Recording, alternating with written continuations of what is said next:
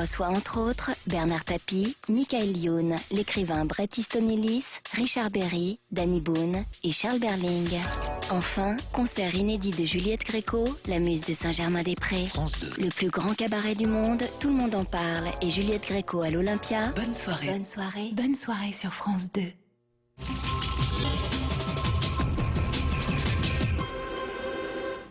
Nouvelle nuit de violence à Clichy-sous-Bois et Montfermeil près de Paris. Pendant des heures, des bandes de jeunes se sont livrées à une véritable guérilla urbaine.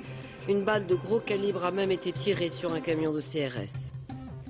Les corps des 145 passagers tués il y a 2 mois et demi au-dessus du Venezuela ont été rapatriés ce soir en Martinique. Une cérémonie se déroule en ce moment même à l'aéroport de Fort-de-France. Bienvenue au 12, service de renseignement de France Télécom. La phrase rituelle sera bientôt oubliée. Ouverture à la concurrence oblige. Le 12, c'est presque fini. À partir du 2 novembre, des numéros de téléphone différents seront attribués à plusieurs opérateurs et commenceront tous par le 118. Un trésor dans le mur d'une ancienne bâtisse à Bazas, près de Bordeaux. Il y a 2 ans, le propriétaire trouvait ces pièces anciennes, datant du XVe siècle. Aujourd'hui avait lieu la vente aux enchères. Gain 350 000 €. Autre source de revenus non négligeable, la superstition, la crédulité et l'inquiétude. Les voyants, médiums et rebouteux en tout genre. Les clients ne manquent pas et c'est un marché qui rapporte très gros. Madame, Monsieur, bonsoir. Deuxième nuit de violence à Clichy-sous-Bois. Pendant des heures, ce sont de véritables scènes de guérilla urbaine qui ont opposé des bandes de jeunes aux forces de l'ordre. Au cours de ces affrontements, une balle de gros calibre a même été tirée sur un fourgon de CRS.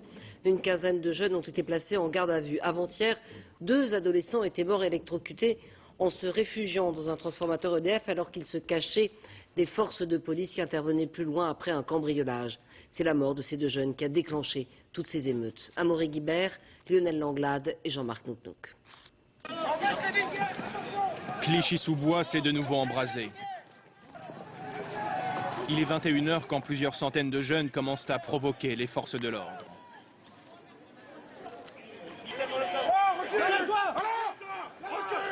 Au milieu des affrontements, des habitants qui tentent de rentrer chez eux. Vous ne pourrez pas passer là. Justement, je voulais passer par là, mais je peux pas. Impossible de passer, des carcasses de voitures en feu encombrent les rues. Il y en a eu 29 pendant la nuit. S'il vous plaît, allez-y. Laissez-nous le temps de leur parler, s'il vous plaît. Allez-y, allez-y. Les anciens ont bien tenté de raisonner les plus jeunes, en vain. Rue après rue, les incidents se propagent jusqu'à la cité voisine des Bosquets, à Montfermeil. Là aussi, des petits groupes très mobiles qui opèrent librement pendant 1 heure. Car les policiers se tiennent d'abord en retrait. Très vite, l'annexe du commissariat de la cité, fermée à cette heure-ci, est attaquée.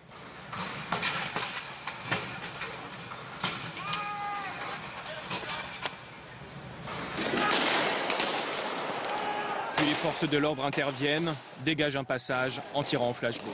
Première dispersion avant le constat des dégâts, et ils sont importants. La police prise pour cible à Clichy-sous-Bois, un quart de CRS a essuyé un tir à balles réelles. Et durant la nuit, 21 policiers et CRS ont été légèrement blessés. Pendant une accalmie, les allées de la cité sont investies. Tous les policiers sont passés.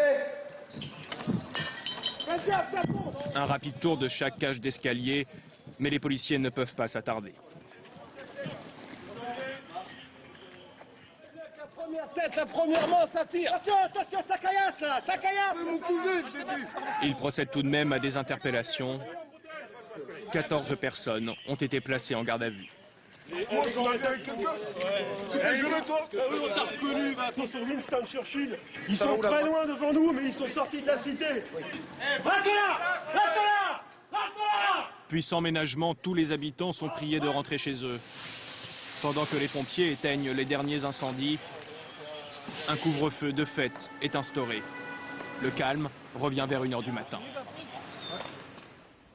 Et ce matin, une marche silencieuse a été organisée dans le calme, cette fois devant la mairie de Clichy-sous-Bois. Près de 400 personnes ont défilé et le maire socialiste a appelé à la paix civile. Yann Fronty et Philippe Quéroux. Une présence policière massive, délibérément visible. Il y a un peu plus d'1 heure, les forces de l'ordre ont été déployées en nombre. 400 hommes quadrillent désormais le secteur. Cet après-midi, le quartier du Chêne Pointu est resté calme. Seule trace visible des affrontements de la nuit dernière, c'est quelques éclats de briques éparpillés à même le sol. Ce matin, au cœur de Clichy-sous-Bois, plusieurs centaines d'habitants se sont rassemblés pour une marche silencieuse. En tête de cortège, les parents de Banou, 15 ans, et de Ziad, 17 ans, morts électrocutés il y a 2 jours, ont tenu à être là malgré leur douleur. On ne peut pas admettre de telles choses. C'est intolérable.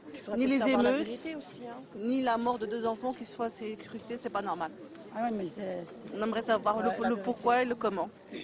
Quand je vois cette foule qui défile pacifiquement, c'est à eux que je fais confiance pour mettre fin à l'incident. Un peu plus tôt, devant l'hôtel de ville, le maire a demandé à ses administrés de garder leur sang-froid. Hélas, la France entière nous regarde.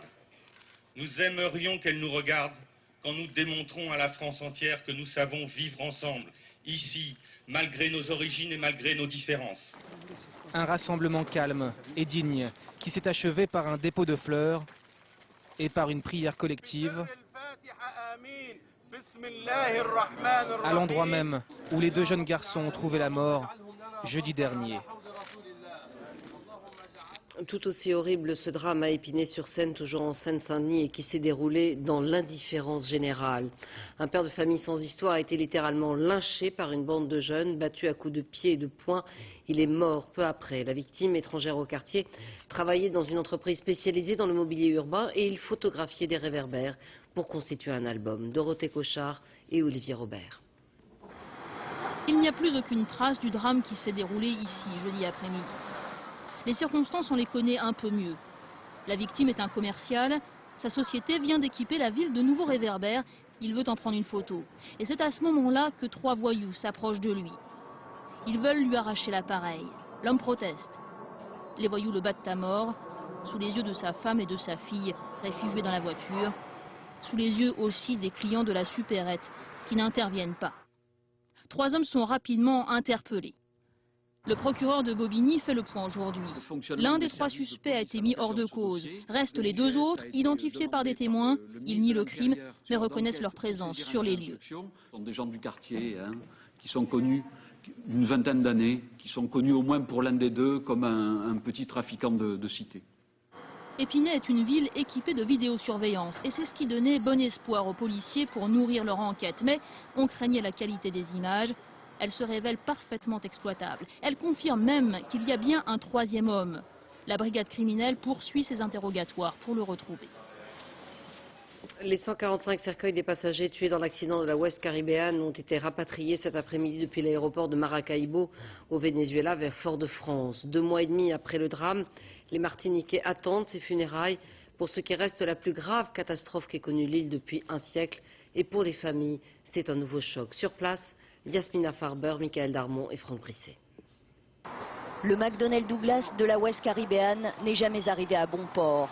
C'est un avion cargo chargé de 145 cercueils qui atterrit à Fort-de-France, 75 jours après le drame, l'accident du Venezuela. Les familles des victimes ont demandé qu'il n'y ait pas d'image lors du déchargement des cercueils, une marque de respect pour les défunts.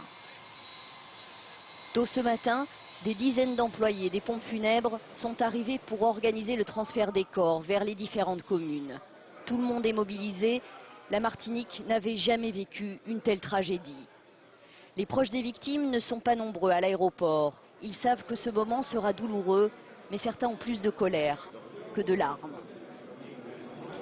J'espère que les images que vous allez retranscrire vont être assez chocs pour justement faire prendre conscience qu'il faut faire quelque chose, que ce n'est pas possible qu'il y ait de tels avions qui volent encore. L'identification des victimes a été très rapide. François Baroin, le ministre de l'Outre-mer, a tenu à féliciter tous les enquêteurs. Récupérer les corps, c'était une obsession pour les familles. Dans toute l'île, l'adieu aux défunts est un moment très particulier. Vous savez qu'ici en Martinique, la veillée des corps, c'est-à-dire le dernier bout de chemin, est important. Et c'est le moment de prier avec eux, le moment de se recueillir avec eux une dernière fois. Et puis c'est le moment, dans un deuxième temps, de les veiller, de rigoler un peu, de repenser au bon moment. 3 corps avaient déjà été rapatriés. 145 cercueils sont désormais alignés. 145 passagers d'un vol sans retour. En ce jour de deuil, la Martinique a aussi une pensée particulière pour 4 familles. 4 corps n'ont pas pu être identifiés, ils resteront portés disparus. En Inde, à New Delhi, plusieurs explosions dans les quartiers commerçants et sur les marchés auraient causé la mort d'au moins 50 personnes. Il y aurait 60 blessés. C'est évidemment un bilan provisoire. Ces marchés sont habituellement très fréquentés par les touristes étrangers. Le Premier ministre indien a immédiatement dénoncé des actes de terrorisme. Et il y a quelques semaines, l'ambassade américaine avait évoqué une possible menace. Philippe Vizerias. Des corps que l'on extrait des décombres et un bilan qui ne cesse de s'alourdir. Il est 17h30 lorsque la première explosion secoue le centre-ville de New Delhi. C'est le marché de Paharganj, près de la gare centrale, qui est touché. Quelques minutes plus tard, 2 autres explosions dans 2 autres marchés populaires, extrêmement fréquentés. Au départ, on n'a pas compris ce qu'il se passait. Il y avait de la fumée partout. Pendant 2 à 3 minutes, on était tous sous le choc, puis on a réalisé. Nous avons pu joindre une Française qui se trouvait sur place quelques minutes avant l'explosion. Nous sommes juste le week-end précédent la fête de Diwali, la grande fête indienne qui va avoir lieu mardi. Le samedi, hein, c'est le jour où les gens font leurs courses et achètent des cadeaux, des présents, des fruits secs, des friandises. Donc c'est certainement le jour où les marchés sont le plus bondés de l'année en Inde. Les autorités indiennes ont immédiatement parlé d'un acte terroriste. Pas de revendication pour l'instant, mais sont pointées du doigt des organisations islamistes accusées de vouloir entraver le rapprochement actuel entre l'Inde et le Pakistan sur le dossier du Cachemire. Ce soir à New Delhi, l'ambassade de France fait savoir qu'il n'y aurait aucun Français parmi les victimes. Et pendant ce temps, à Washington, le président George Bush doit faire face à un scandale qui éclabousse toute son administration. Le plus proche collaborateur du vice-président Dick Cheney a été inculpé, entre autres, d'entrave à la justice et de parjure. En effet, il avait divulgué l'identité d'un agent de la CIA pour couper court à certaines critiques sur la guerre en Irak. Explication, Pascal Golomer et Tristan Lebras. Cela faisait 2 ans qu'on attendait le résultat de son enquête, menée dans le plus grand secret. Et c'est une bombe politique que le procureur spécial Patrick Fitzgerald a lâchée devant la presse médusée hier. Il accuse le chef de cabinet de Dick Cheney d'avoir volontairement divulgué le nom d'un agent de la CIA. Finalement, il s'est avéré que le récit de M. Libby, où il affirme être le dernier maillon dans une chaîne de conversations téléphoniques, ce récit est faux. Au contraire, il est au début de cette chaîne. Il est le premier à révéler cette information confidentielle à la presse. Et il a menti ensuite. Lewis Scooter Libby est plus qu'un chef de cabinet. C'était l'éminence grise de Dick Cheney, l'homme de l'ombre au centre de toutes les décisions, notamment au moment de la guerre en Irak.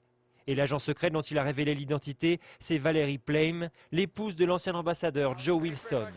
Un ambassadeur qui, en 2003, dénonçait la guerre en Irak, accusant ouvertement la Maison-Blanche d'avoir manipulé les renseignements à propos des armes de destruction massive.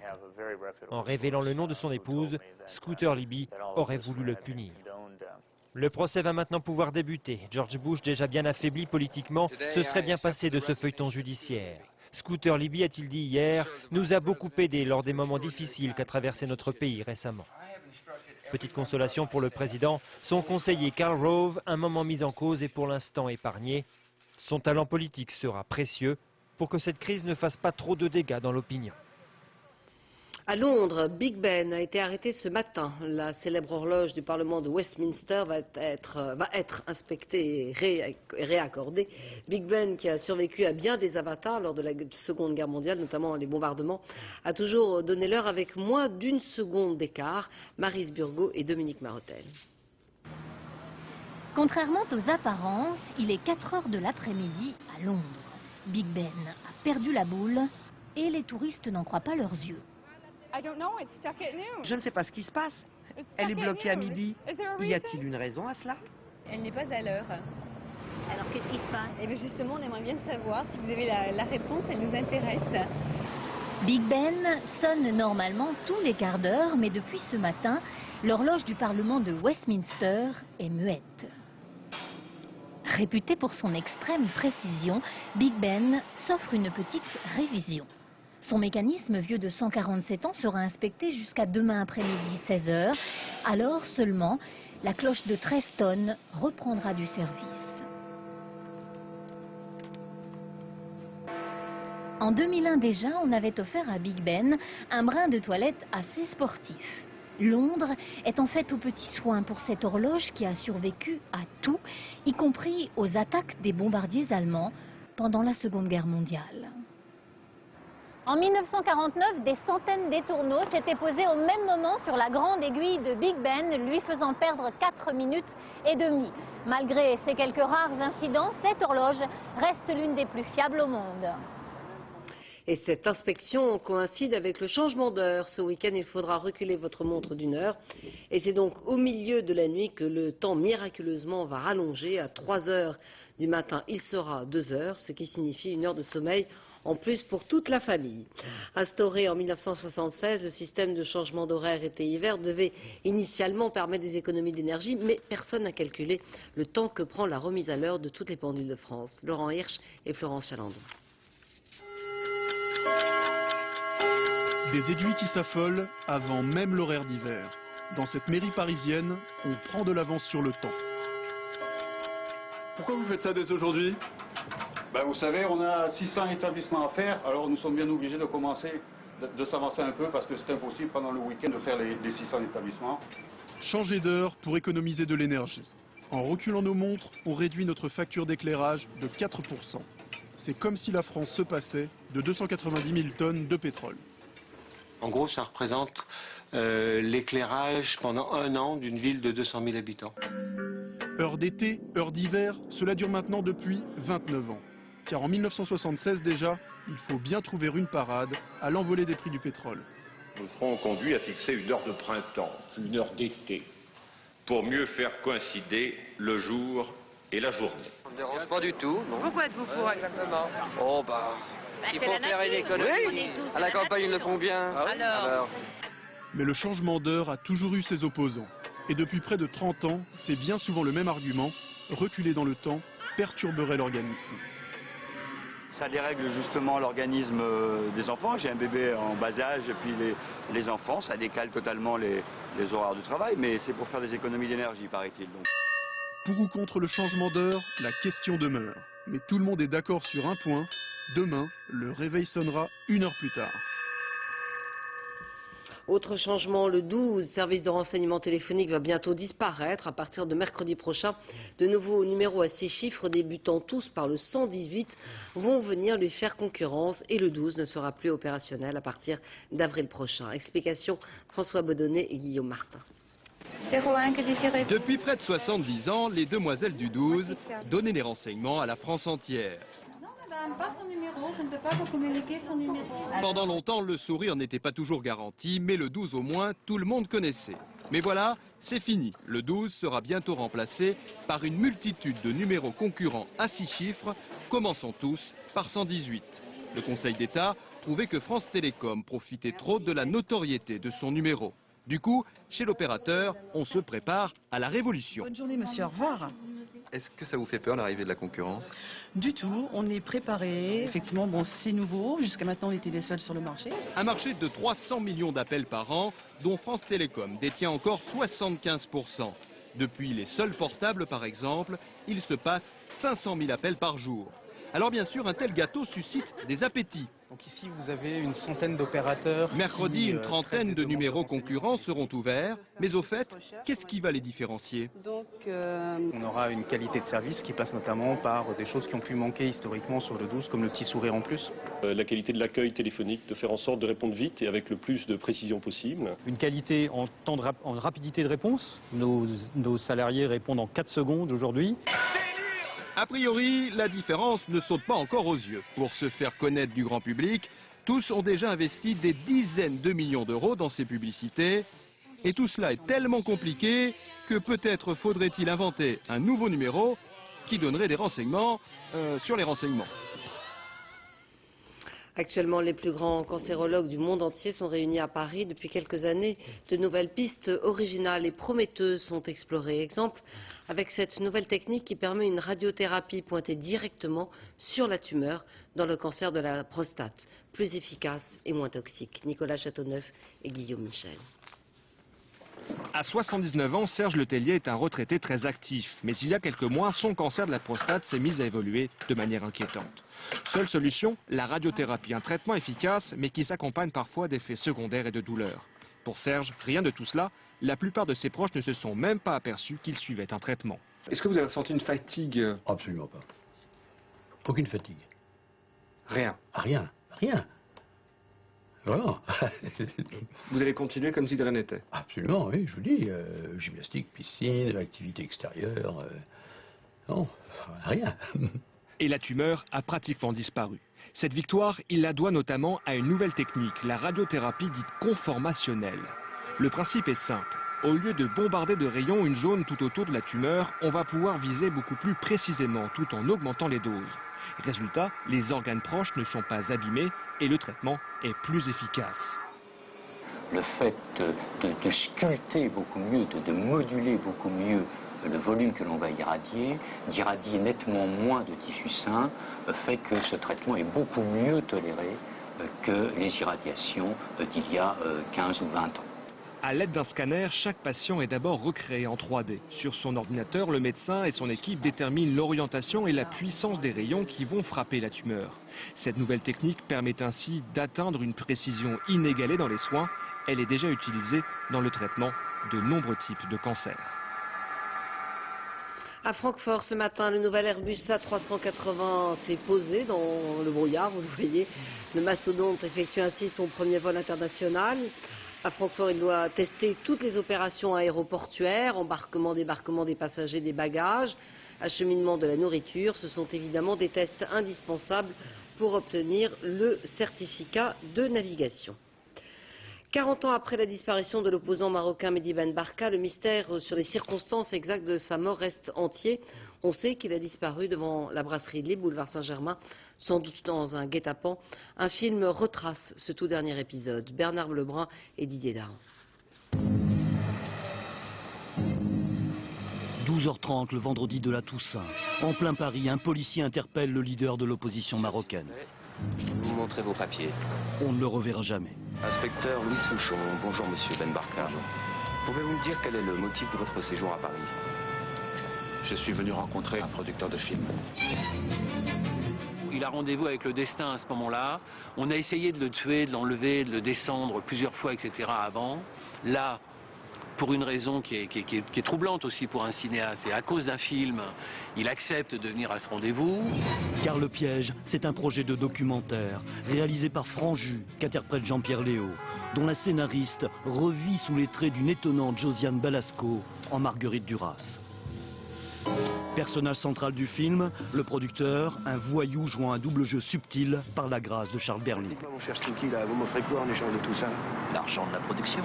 Bah oui, parce que un film comme ça, c'est un pauvre type, mais c'est aussi c'est pas quelqu'un d'inintéressant parce qu'il a un discours anticlérical, il a un discours amoral qui a été le vecteur, qui a été ce par quoi il a séduit Marguerite Duras ou des gens comme ça. Vous avez peut-être croisé ses pas dans la rue, mais c'est le seul point commun entre lui et vous. Et il en a séduit d'autres, Figon, le voyou bourgeois sans aucun repentir, tel Pierre Desgroupes, au commentaire. Figon était à cette époque ce que fut Messrine dans les années 70, même si lui ne tira jamais sur personne. Vous volez, c'est un voyou. Alors il y a 40 ans, Ben Barka n'a jamais déjeuné à la brasserie de Saint-Germain-des-Prés. Pas plus que Figon le voyou, Franju le cinéaste ou Bernier le journaliste. Nous attendons quelqu'un. Figon, lui, qui n'a pas tout vu, se répand dans la presse en monnayant son témoignage, monté à la une avec un titre racoleur à l'excès, mettant en cause des responsables politiques. Trop de journaux ont desservi l'honneur du navire. Le fait que ça reste une énigme, au fond, c'est ça le sujet du film. Et c'est à ça que peut servir le film, je pense. Parce que si c'est une énigme, perçons-la l'énigme. Trouvons-la. Arrêtons le secret d'État. 40 ans plus tard, les juges instruisent toujours et le silence des politiques résonne encore. À Angoulême, vente aux enchères d'un trésor du XVe siècle, découvert il y a 2 ans à Bazas par un habitant de la commune lors de la restauration de sa maison. Aujourd'hui, ces pièces très rares, datant du XVe siècle et provenant de l'Europe entière, ont été vendues. Donc, David Bazier et Philippe Dumail. 2700, 800, 3000, 200, 300, 3500. Dans la salle des ventes d'Angoulême, les enchères s'envolent. C'est la bataille des collectionneurs de monnaies anciennes pour acquérir une partie du trésor de Bazas, 157 pièces du Moyen-Âge qu'un habitant de cette commune de Gironde a découvert cachées dans un mur de sa maison. À partir du moment où c'est estimé à 150 000 euros, ça peut facilement doubler, hein. La collection entière, je parle. Il y a quelques Espagnols qui sont très rares et d'ailleurs, il y a de nombreux marchands espagnols qui sont dans la salle. À Bazas, c'est dans le quartier médiéval qu'il faut aller pour rencontrer l'heureux inventeur du trésor. L'homme souhaite rester anonyme, son accent vient d'un pays d'Europe de l'Est. Rêve d'enfance qui se réalise. Bon, j'ai trouvé mon trésor. Depuis, il ne cesse de faire des trous dans sa maison, mais le vrai jour de chance, c'était il y a 2 ans, en perçant pour faire une fenêtre. Marteau piqueur, il a traversé le mur, ça tombait de l'autre côté, ça tombait là. Après, il y avait un ramassage de pièces, bon... Contrairement à ce que font beaucoup de Français chanceux, l'homme a tout de suite déclaré sa trouvaille. Moi, je suis qu'invité dans ce pays. Je ne suis pas citoyen, ça appartient au patrimoine français. Pour le commissaire-priseur, c'était le bon choix. Cela permet de vendre au grand jour, les règles de partage avec l'État étant simples et avantageuses. Si vous trouvez ce trésor dans votre maison, le trésor vous appartient en totalité. Si ce trésor est découvert dans votre jardin, à plus d'1 mètre de profondeur, il sera partagé entre vous et l'État.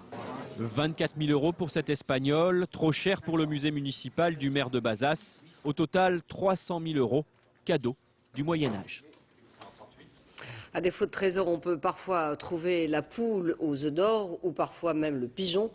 Pour les voyants et les médiums, c'est la boule de cristal qui peut rapporter gros. On estime à 100 000 le nombre d'extralucides, mais qui le plus souvent exercent dans l'illégalité, c'est-à-dire sans rien déclarer au fisc. Il est vrai que la profession de voyant est assez peu réglementée et que par définition, ils doivent prévoir les contrôles inopinés. Enquête de notre spécialiste Jean-Jacques Dufour et Sylvain Gauthier. Croyance en berne, utopie en crise, cellule familiale en lambeaux, il semblerait que le monde d'aujourd'hui manque de sens. Excusez-moi, vous feuilletez quoi là? On voyage au pays du magique. Ça parle de quoi? D'une enquête sur les voyants, les guérisseurs, les sorciers. En France, le chiffre d'affaires de la voyance est d'environ 4 milliards d'euros, environ parce que dans ce secteur, il est difficile d'y voir clair. Aujourd'hui, on va chez son voyant comme on va voir, je vous dis, MC ou autre. Les gens ont plus honte, quoi. Les gens n'ont plus honte, ils ne s'en cachent plus. C'est devenu un peu une mode, entre guillemets. À savoir qu'il y a quelques années en arrière, les femmes étaient plus nombreuses à consulter qu'à ce jour, en 2005, c'est 50-50. L'époque pittoresque où les voyants officiaient dans des cabinets qui n'étaient que des réduits et où les clients consultaient en cachette est révolue. Je dirais même que dans les cafés branchés, voir un petit coup est devenu très tendance. Je pense que quelque part les arts divinatoires ont remplacé un petit peu le côté d'aller à l'église, essayer de demander un conseil, essayer de trouver un réconfort. Et du réconfort, on en a tous besoin. Mondialisation, pollution, délocalisation, menaces terroristes, grippe aviaire, l'avenir est loin d'être radieux. Les gens ont peur, les gens sont inquiets aussi, mais bon, ils ont un manque de confiance en eux. Il y en a qui sont très influençables aussi, mais c'est vrai qu'ils consultent pour qu'on les guide, pour qu'on les aide et pour qu'on les soutienne d'avancer dans leur quête. L'un des traits saillants de notre époque, c'est d'avoir ajouté à la liste traditionnelle des droits de l'homme un droit nouveau, celui de s'épanouir. Souffrir n'est plus de mise, l'heure est au développement personnel, comme tout un chacun peut le constater en poussant la porte d'une librairie plus ou moins spécialisée. On a à peu près une vingtaine, une trentaine de nouveautés par mois, ce qui est quand même déjà quelque chose de très très important dans le monde de l'édition, dans notre petite niche qui est l'ésotérisme. Transformer sa vie, apprendre à être heureux, voilà le nouveau credo. Contrairement à ce qu'on dit souvent, le XXIe siècle, c'est pas du tout qu'il va être religieux ou spirituel, c'est que ça va être celui du mieux-être.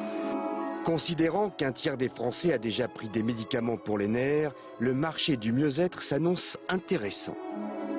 Nous, on s'amuse à ramener du monde, des petits porte-bonheur et des gris-gris. Chacun vient maintenant y chercher ce qu'il a envie d'y trouver. Gris-gris qui protègent, qui guérissent ou qui garantissent la chance. Vous avez de temps en temps des gens dont vous sentez que c'est quand même important? Oui, j'ai des gens dont je sens que c'est important. J'ai des gens qui reviennent en me disant que ça a marché. Ce qui est assez d'ailleurs effrayant parce qu'on se dit jusqu'où ça va après ce process de croire qu'un petit objet peut vous amener chance, fortune, bonheur. Histoire de jouer le jeu, je me suis fait tirer une photo de Laura. Donc alors, résultat? Vous avez une photo de réalisation. Hein.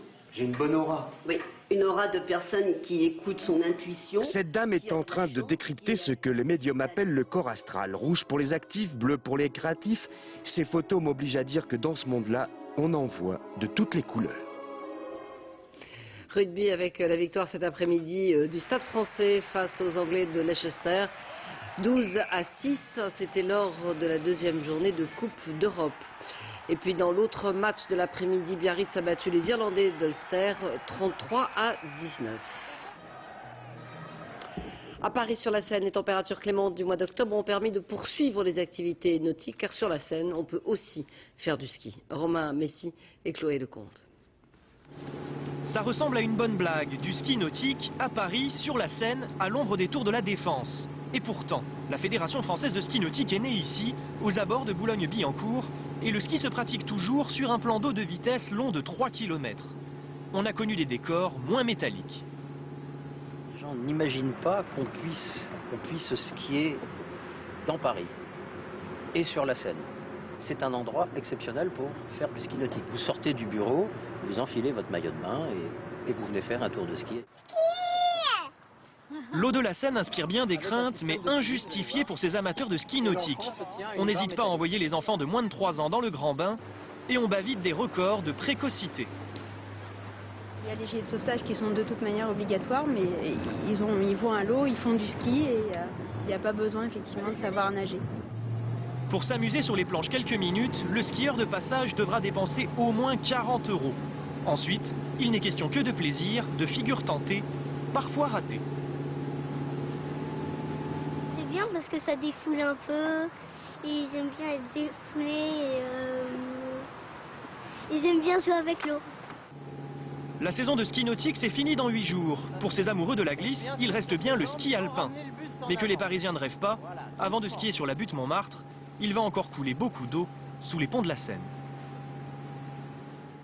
Dans la famille Bidochon, le vrai héros, c'est le chien qu'adore. C'est en tout cas le seul à lire les philosophes contemporains. Les maîtres, eux, Robert et Raymond, sont des caricatures de la beaufitude française. Seulement voilà, ils sont ensemble depuis 25 ans et ça se fête. Pour la peine, ils sont en scène sur le blond manteau. Marie-Hélène Bonneau et Mathieu Birden. 25 ans de vie commune, un anniversaire à fêter sans marche nuptiale, tant la vie des Bidochon est banale. Raymond attendait le grand amour et c'est Robert qui est arrivé.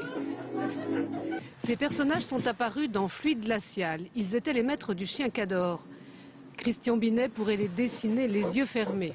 Aujourd'hui, Bidochon fait partie du langage courant. Ça vient de Bidoche.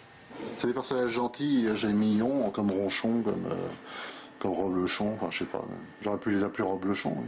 En cadeau d'anniversaire, une pièce de théâtre. Les personnages de papier deviennent les héros de Princesse Raymonde, l'histoire d'une femme ordinaire qui rêve sa vie. Le tout dans un style dépouillé.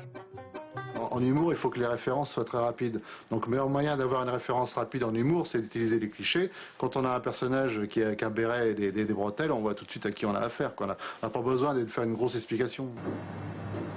Où es-tu, mon amour? Dans quelle partie du monde vis-tu? Quand est-ce qu'on mange?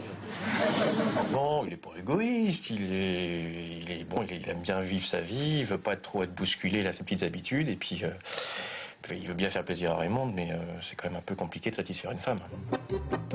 Les dialogues de la pièce respectent la BD à la bulle près. Je mets en marche.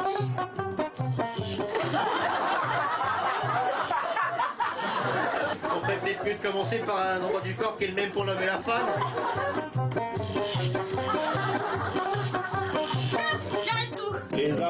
À l'époque des divorces à tout va, les Bidochon restent un couple solide. Dans le prochain album, ils s'abonneront à Internet. Et avant de terminer ce journal, je vous propose de retourner en Martinique, en ce moment même sur le tarmac de l'aéroport du Lamentin. Vous le voyez, une cérémonie en présence du ministre de l'Outre-mer, François Baroin. C'est la chanteuse martiniquaise Céline Flériac qui interprète des chants créoles après la sonnerie aux morts. Piti, piti, à piti, nous toute la caille passée. Pitié, pitié, pitié, faudrait nous prendre quand même. Passer nos capacités. C'est donc la cérémonie en direct de l'aéroport du Lamentin, la cérémonie en hommage aux victimes de l'accident de la West Caribbean. Les cercueils seront répartis après dans les corbillards pour allier les différents cimetières des communes concernées.